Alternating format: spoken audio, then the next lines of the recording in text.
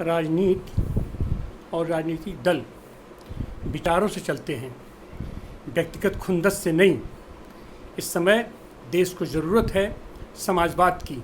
यह लंपट पूंजीवाद के विकल्प में एक समाजवाद केंद्रित मोर्चा बनाने की ज़रूरत है, समतामूलक समाज बनाने की ज़रूरत है, उस आर्थिकी की ज़रूरत है जो देश को विकास के रास्ते पर ले जा सके। यह सरकार की जो आर्थिक नीतियां हैं, इस सरकार के जो कार्यक्रम हैं, वह लोकतंत्र विरोधी है, संविधान विरोधी है। आज यह मौका नहीं कि कौन कब क्या बोला, कैसे बोला।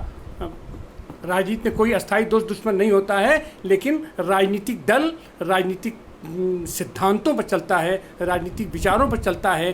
देश काल परिस्थिति के अनुसार अपने निर्णय लेने होते हैं, और आज का निर्णय यह बताता है कि देश गंभीर संकट से, गंभीर राजनीतिक संकट से गुजरने वाला है। इस समय हमारे देश का जो सर्वोच्च पद है, जो सर्वोच्च सशस्त्र पद है, प्रथम नागरिक है, उसका चयन निश्चित रूप से उसकी योग्यता के आधार पर होना चाहिए, निश्चित रूप से एक सफल राजनीतिक के रूप में होना चाहिए। क्योंकि राष्ट्रपति का पद कोई शोभा की वस्तु नहीं है, कोई रबर स्टाम्प नहीं है। वहाँ ऐसा आदमी जाना चाहिए जो देश की आर्थिकी को समझता हो, देश के समाज को समझता हो, देश की राजनीति को समझता हो, विदेश की राजनीति को समझता हो, अंतर्राष्ट्रीय राजनीति को समझता हो। और यह निश्चित रूप से आज की तारीख में जो उम्मीदवार हैं, उसमें यशवंत सिन्हा सबसे सक्षम, सबसे योग्य और सबसे बेहतरीन कैंडिडेट है। निश्चित रूप से उनके पक्ष में समर्थन देना चाहिए। और जो भी लोग इस तरीके की बात करते हैं कि क्या कहे, कैसे कहे, वो कहीं ना कहीं देश हित में नहीं है